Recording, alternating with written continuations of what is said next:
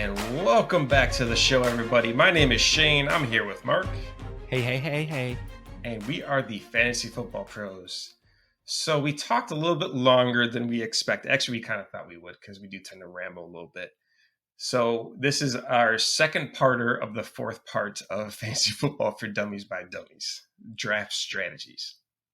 So we were so excited about doing this episode, this particular chapter segment of our Fantasy Football for Dummies Dummies by Dummies for Fantasy Football that we actually were several days before we recorded this podcast. We were both like, I'm really excited to do this segment. This is something that we both really, really love. It's just the whole thing as far as planning your draft strategy. It's just so cool. I mean, we really, really, really enjoy it. So we hope you enjoy our strategies. I hope that you listened to the last episode. There were some really good strategies in there, some winning strategies. And we definitely have some winning strategies for you in this episode.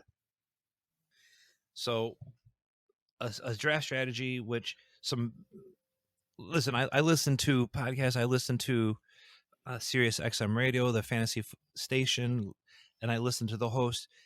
And one guy I listen to quite a bit, his name is Jeff Mans. And this is one of his things that he always loves to do. He loves drafting veterans over rookies. Because rookies, you don't know what you're going to get. You can project and say, I think I'm going to get this, but you don't know what you're getting.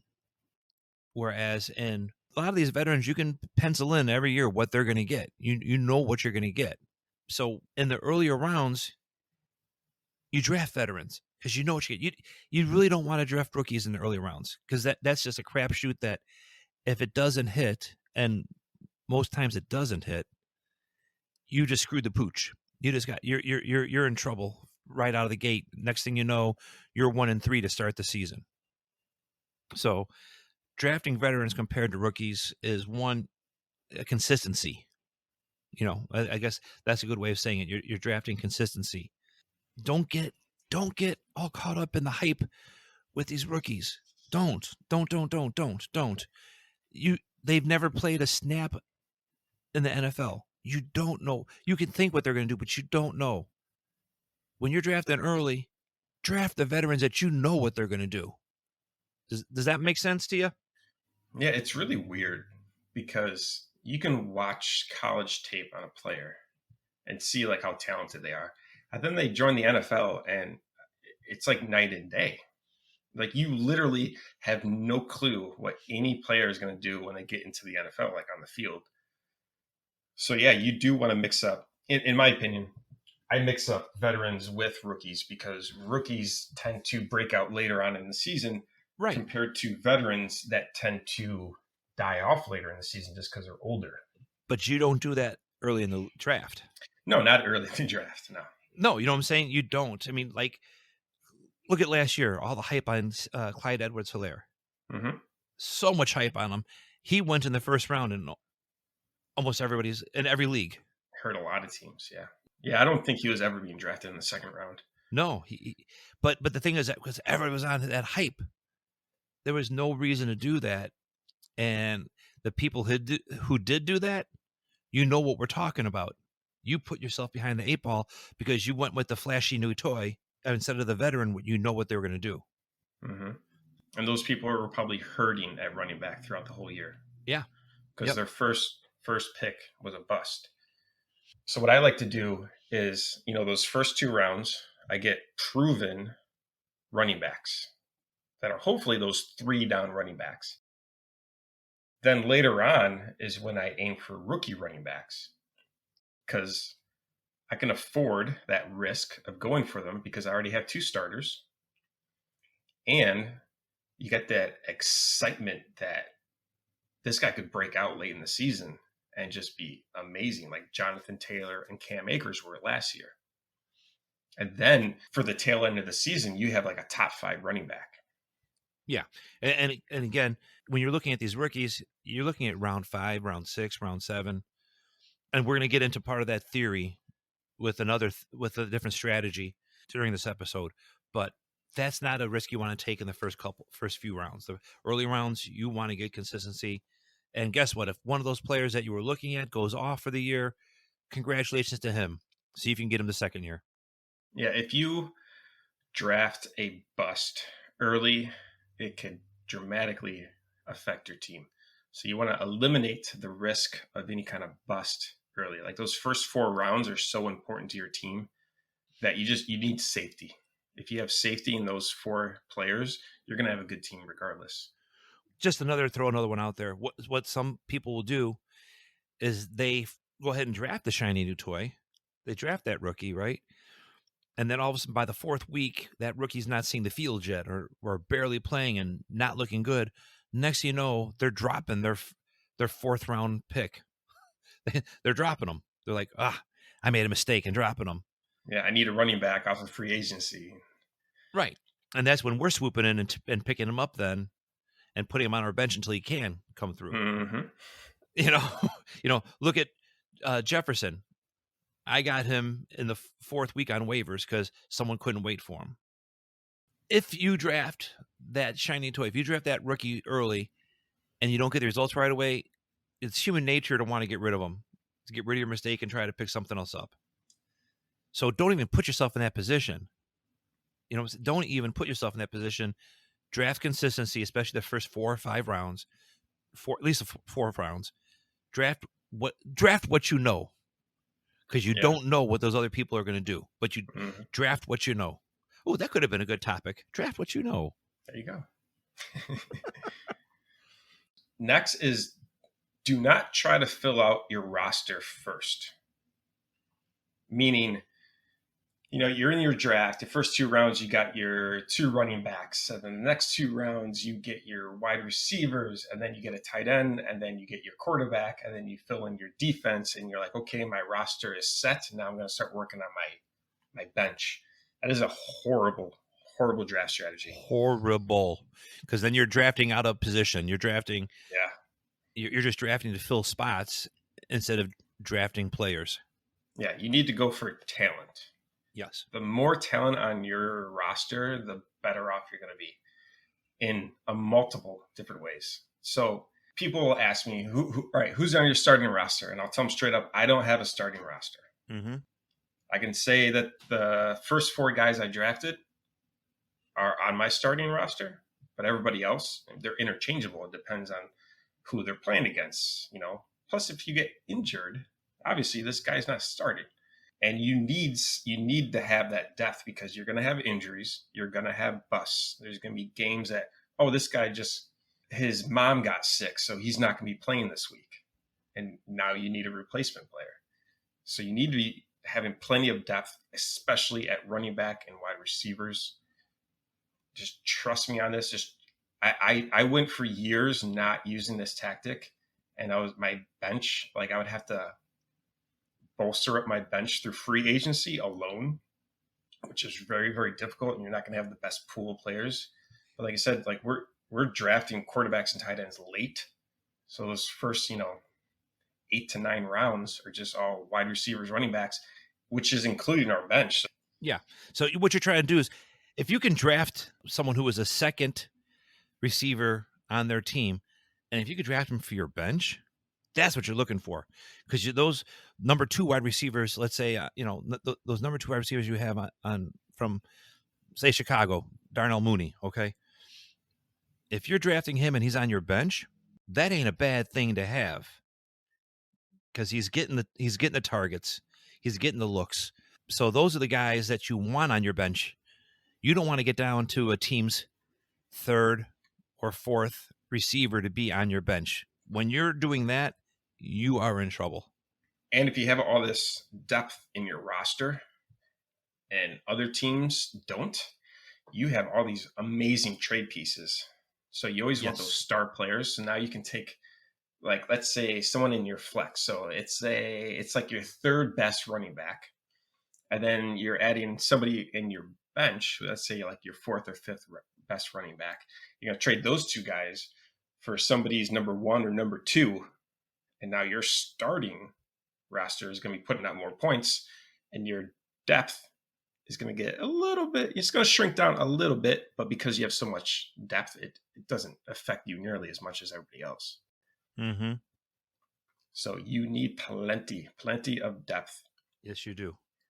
All right, drafting backup quarterbacks and tight ends. When do you do it? When do you start looking to draft those backups? Answer's late.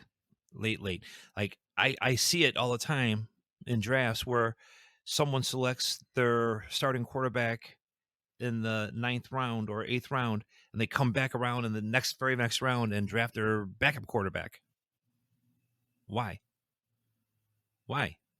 At that point, and say if you're selecting your backup quarterback in the 10th round, trust me, at that position, you could have found another good wide receiver that could be a number 2 wide receiver in the NFL. And you're backing up, you're drafting a backup quarterback at that point. That when you're in the season, when it gets going, I don't care who looks at the matchups. Most of the time, people stay with whoever they drafted as the number 1 quarterback. They're not looking at matchups. Yeah. And quarterbacks don't get injured nearly as often as all the other positions. Yeah. I've seen guys that they draft, Patrick Mahomes, and that's the only guy they start. That's the only guy they drafted until his bye week. Yeah. So I say if you did draft one of those top quarterbacks or tight ends, you're not drafting a backup. You could use that roster position to bolster up your other positions that are weaker because you didn't use that high draft capital on them. And then just stream for that week that they have the bye week, because let's say we're in a 10 team league. If everybody's got a backup quarterback, you're still selecting a starting quarterback in the NFL to help you out that week. So yes, I know what you're saying. If you have one of those top quarterbacks, you really don't need to have that backup until it's time for that bye week. And you could, at that point, take a chance on a rookie running back in the 10th round that you never know that might explode, like a James Robinson, right? Mm-hmm. Or a rookie wide receiver that, again, you're drafting that upside and just wait to see what happens. Because when do the bye week start? After week 6? I think a week 4. Week 4? Okay. So you got 4 weeks to see what shakes out. But you could still pick up and stream. Let's say your quarterback in week 5 has a bye week. Okay. There are still solid quarterbacks out there that you can pick up for that week. Mm-hmm. The only time I would draft multiple at that position is if I did wait. Yeah, we're saying, hold off and draft them later on, but they're there for a reason. It's because it's more of a risk that they won't be amazing. So there are breakout players every single season, and I like to increase my odds of having that player on my team compared to free agency, and everybody has to fight over them later. So I will try to draft 2 tight ends, possibly 3 if I feel like my running backs and wide receivers are talented enough, and like 2 quarterbacks, just to see one of those guys is going to hit, and now that's your main dude. Yeah, and again, when we're saying this, selecting your backup quarterback very late, you're also selecting one at that point then with a high upside that's not proven, because you can get the average guy anytime off the waiver wire. So this is when you're taking your chances. Yeah, like one of the breakout quarterbacks typically will be a rookie quarterback, like Justin Herbert last year. Cam Newton, when he was a rookie, had an amazing season. It always seems like there's somebody. Yeah. And hopefully you land on the right guy. Hopefully we hope you land on the right guy. Now we'll be talking about drafting the handcuff running back. And this is where Mark and I completely differ. So a handcuff running back, if you didn't catch that on our last episode, is the running back that he's only going to be viable if the starter gets hurt. And he's a handcuff probably because that starter is labeled injury prone. Now, these are guys that are typically the injury prone running back I'm talking about. Is typically somebody that's valued very high. They score a lot of points. They just come with that huge risk that they might get injured. And if that handcuff is also talented and could easily replace that starting running back, then that is someone that's very viable to have. Like Madison is the handcuff to Dalvin Cook. Dalvin Cook was pretty much healthy throughout the year last season. I think he might have missed 2 games. But Madison is talented enough that he can come in and score a lot of points for you. He's a very valuable handcuff. And this is where Mark and I differ, is that I believe the only way I am picking up a handcuff is if that injury prone player is not on my team. And I'll explain why. First, you could trade that player because everybody wants their own handcuff. You can trade that player to the other team. So you can use him as trade bait. And he'll just be sitting on your bench otherwise, but now he's sitting on somebody else's bench. 2, let's say I had Madison, all right? Dalvin Cook gets hurt, and he's not on my team. So I don't lose anything with Dalvin Cook getting injured. But now Madison is now the starting running back for, however many weeks Cook is injured. I now have an RB1 that's just got added to my team. So the value is like huge, and that could be a league winner for you. Now, Marker will explain why he thinks I'm a dumbass for doing this. No, listen, I don't think you're a dumbass for doing it. I agree with what you're saying by, there are, okay, let me preface it by this. There are certain organizations that have certain, just run the ball and run the ball well. Doesn't matter who, like look at Pittsburgh for all those years. It did not matter who got the ball in Pittsburgh. That offensive line was creating a hole and made that backup running back look awfully good. For years, you just know that's their scheme of their team. Mm-hmm. Right. So like in a situation like that, I see what he's saying. Like if he was happy with his team and then he drafted later on a Benny Snell. All right. And this is what he did last year, by the way. I got James Conner. I didn't want to get James Conner. I got kicked out of the draft, but that's a whole nother rant. But he got kicked out. It went to auto pick, and it picked James Conner for him, and he came back and he was pissed. I'm like, I didn't want this dude. I'm like, you sure? Because you drafted him. Yeah, that's what happens when your internet goes down at your house. God forbid. No, actually, no, it was at work. I was at work during this when we had that draft going on. Mm-hmm. Anyway, the whole thing was he then traded me when James Conner went down. I ended up having to trade to this dude. Now he's got my 8th round pick this year for Benny Snell. That's what he likes to do. I understand that. But I think it's just as valuable, if not more so, to draft the handcuff to your own running back. Let me preface this. If it is the system and not the running back that is creating the yardage. Okay, you understand what I'm saying? If it's like a one-off that if Derrick Henry's not in there, his backup running back's not going to do as well as he does, not even close. So there's no reason in drafting his backup running back. One, Derrick Henry's a beast and doesn't get hurt. But 2, he will not perform like Derrick Henry does. So if you think you're drafting his stats, if he goes down, you're not. Okay? But if I have a starting running back and their system and their offensive line is fantastic, and it doesn't matter who the running back is at that town on that team, then I will draft his backup as a handcuff, because if he goes down, I still have the number 1 running back.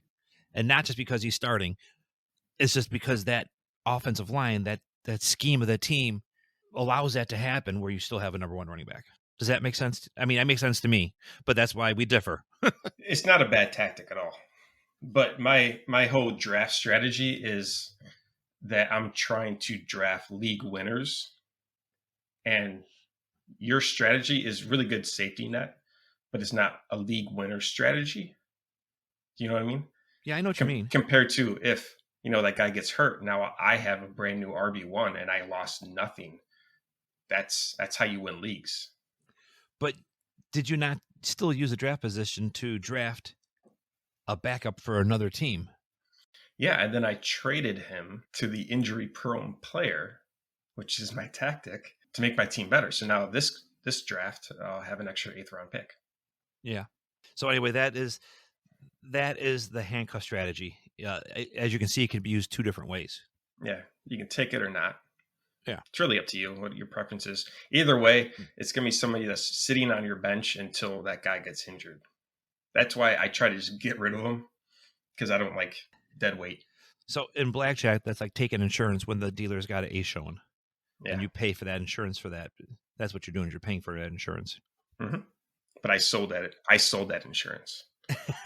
I didn't pay for it. And see, and that is part of the problem, is that this is strategy. I've seldom used it. I tend not to waste up my bench space with my own backup because I'm busy trying to get players I'm still using week to week. Yeah, I rarely will draft a backup. Yeah. Unless somebody's like really, really injury prone and I'm like, I know for a fact this guy's getting hurt. Like James Conner gets hurt pretty much every single year. Yeah. Chase Edmonds is going to be very valuable, even if he's not the starter to start the season. See, and I think Edmonds is better than Conner. He could be, but I think James Conner has the track record of being a starter, where Chase Edmonds, it doesn't seem like they want him to be the starter. Hence why they brought in James Conner. Yeah. And again, take it or leave it, but you're going to hear about the strategy, the handcuff strategy. You're going to hear about it, when you watch what's going, listen to other podcasts, listen to everything. We want to let you know what they're talking about and the different ways to use it. And again, there's so many other people, of the experts, that they live by this strategy every year. They preach it on their radio show. You'll hear them preaching about it. And hey, it's up to you whether you want to use it or not. Just want you to be aware of a strategy that is out there and you'll hear about. And for the record, there is no correct strategy. No. Besides being fluid. There's there's nothing set in stone saying if you do this, you are guaranteed to have a very successful season. And I think I was just going to say that all of this goes back to that, where there is no draft strategy that is that you have to use, except for that fluid one. Mm-hmm. That one and the next one we're going to talk about, I think, is another draft strategy that you have to do. Yeah, it changed my game. Yeah. So the last strategy that we're going to talk about is what I like to call don't draft mediocre. You don't draft mediocre players. In that the first 8 rounds, you're not drafting mediocre players. You're drafting your starters. You're always looking to draft a starter, right? But you do not want to draft mediocrity. You don't want to do that. If you're at a point in the draft when, let's say, the 9th, 10th, the 11th round, and you're looking at player A, who is, all right, going to get you points every week, okay? So it doesn't matter if he's playing or not, but he might only get you 5 points, 4 points, 5 points a week. Why are you drafting him? No team wins with mediocre players. You got to have your star players. You're drafting the starters. You're drafting stars, right? Or when you're getting to that point where it's mediocre players in there, then you're drafting upside. You're drafting the future stars. You're drafting the ones that could just, like we said before in our other podcast, boomer bust. You're now drafting that boomer bust player, because mediocre players you can pick up every week on the waiver wire. They are there every single week. If you want a mediocre player, pick them up on waivers. Yeah, there's plenty. But if you want to win a league, you draft stars and you draft possible stars. So there's like a certain point in the draft, you just feel it. And that's when all the teams are just going in random directions. Like for the most part, everyone will be pretty consistent of the positions that they're drafting. But let's say starting at round, 8 through 10, it just all goes out the window, and people are drafting defenses and their kicker and backup quarterbacks and everything. That's when you're like, everyone is a high risk. So don't go for that mediocre like Mark's talking about. You want that high ceiling guy, and you don't care at all whatsoever what the floor is, because you're only keeping, less than half of your team that you're drafting, because you're going to be replacing them all because they're not all going to hit. And people are going to, other players are going to break out, right? Players are going to break out, and those players all of a sudden get swooped up in the third week, fourth week, fifth week. They get swooped up on waivers. What you're doing is trying to evaluate those guys before that happens, and drafting that upside. And that's they could all be league winners. Yep, that's what you want to do. And the other thing is, those players at the end toward that middle round and late round draft, those players that you're drafting possible stars and not mediocre stars. But if you're mediocre, you're not even a star. But the possible stars or mediocre players, if you're in a keeper league or a dynasty league, those are the ones that all of a sudden next year you picked up this guy in the 11th round, and all of a sudden he breaks out and he's a star. He's a star. That next year in your keeper draft, in your league draft, all of a sudden you're getting to keep a guy who is a star for an 11th round pick.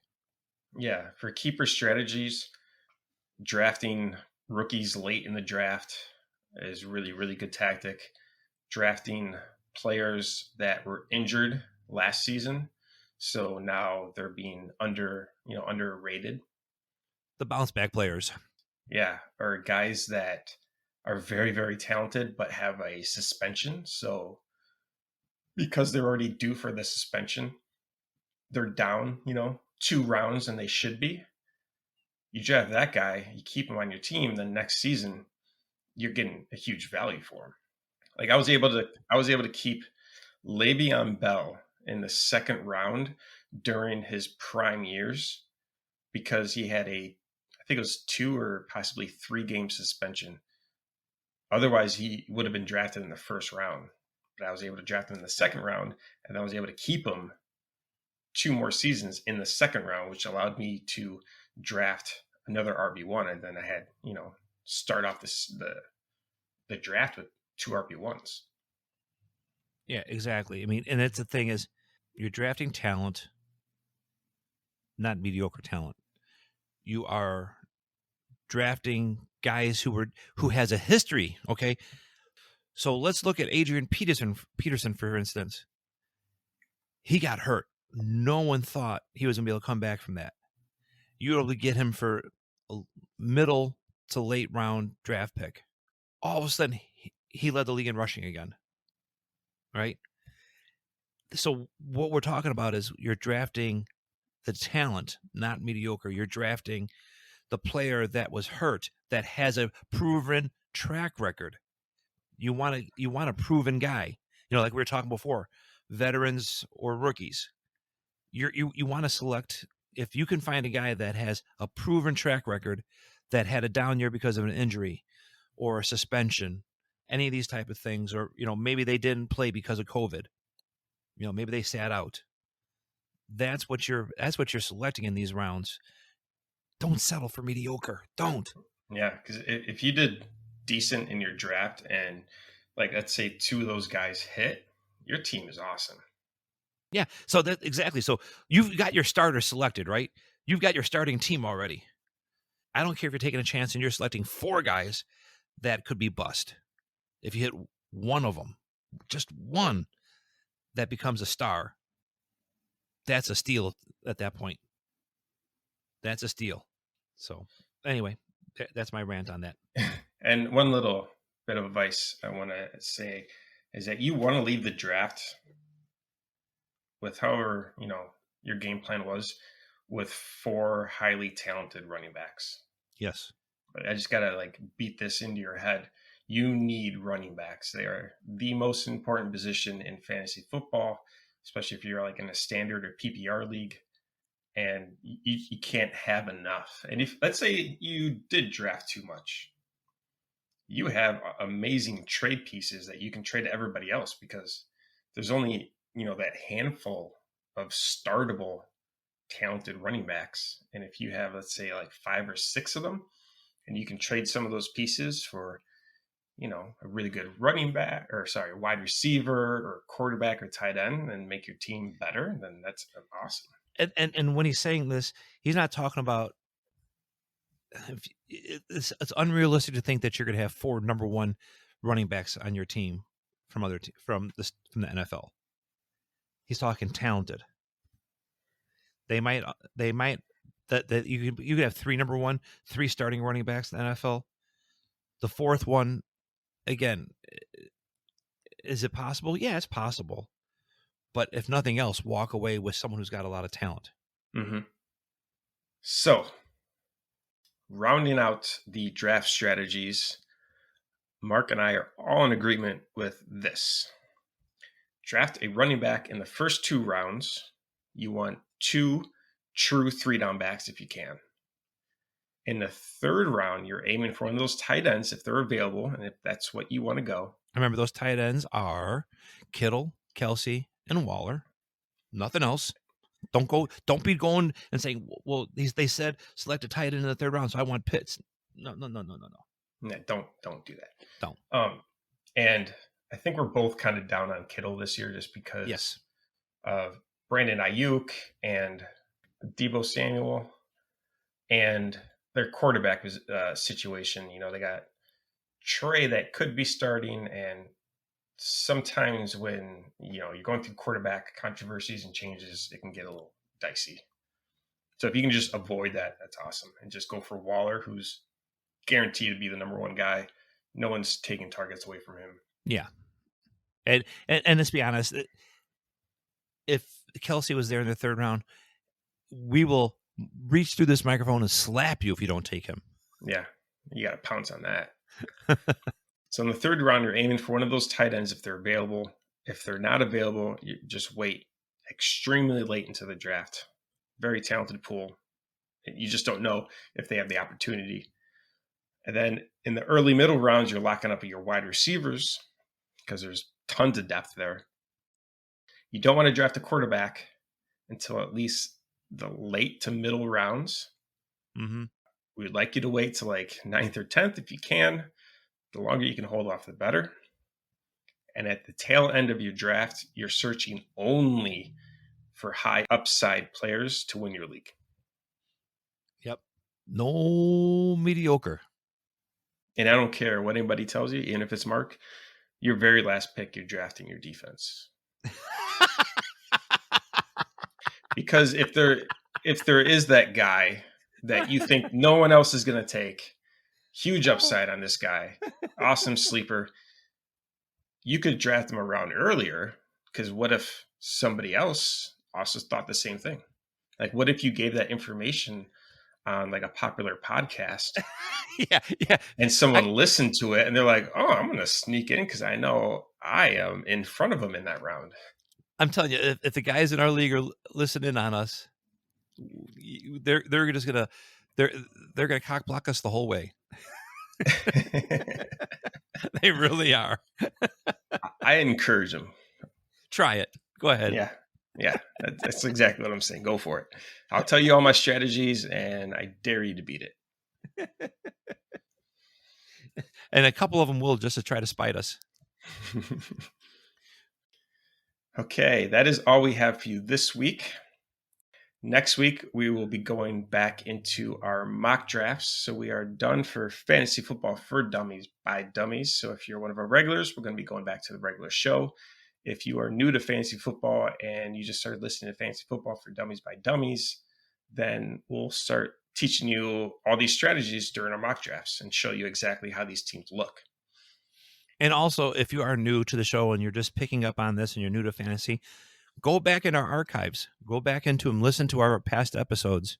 They will do nothing but help. They won't hoit you. You can listen to all of our episode show notes and content at our website at thefantasyfootballpros.com. Thanks for listening, and we'll see you next time. See ya.